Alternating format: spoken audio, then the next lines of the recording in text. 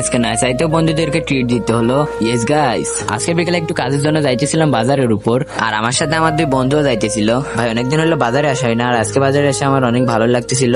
আর বাজারে আসার কারণ হলো আমি কিছু টাকা উঠাইতে আসছিলাম বাজারের উপর, আর এই টাকাগুলো আমি অনলাইন কিছু কাজের থেকে উঠাইছি। আর তোমরা যদি এই কাজগুলো করতে চাও অবশ্যই আমাকে ইনবক্স করো। যাই হোক, হাঁটতে হাঁটতে চলে আসলাম আমি একটা হোটেলের ভেতর, কারণ আমি টাকা উঠেছি, এখন এদেরকে কিছু খাওয়াইতে হবে। ভাই আমি খাওয়াইতে তো চাইতেছিলাম না, কিন্তু আমার যে বন্ধু না খাওয়াইলে আমার ছাড়বে না। হোটেলের ভিতর বসে ছিলাম, ঝালের জন্য চোখ মুখ অনেক জ্বালা করতেছিল। তারপরে ভাই খাওয়ার জন্য তিনজনের তিনটা মোগলাই অর্ডার করি।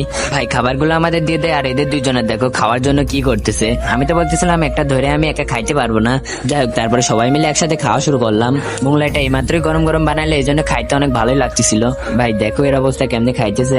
যাই হোক, আমার খাওয়া শেষ হয়ে গেছে, কিন্তু এখন এদের দুজনে খাওয়া শেষই হইলো না। তারপরে আমি এদেরকে জিজ্ঞেস করলাম আর কিছু খাওয়া যায় নাকি, কিন্তু কেউ খাইতে রাজি হইলো না। খাবার খাওয়া শেষ করে দোকানদারকে বিলটি দিয়ে বেরিয়ে পড়লাম বাড়ির উদ্দেশ্যে। তো আজকে এই পর্যন্ত, সবাই ভালো থাকবেন, আল্লাহ হাফেজ।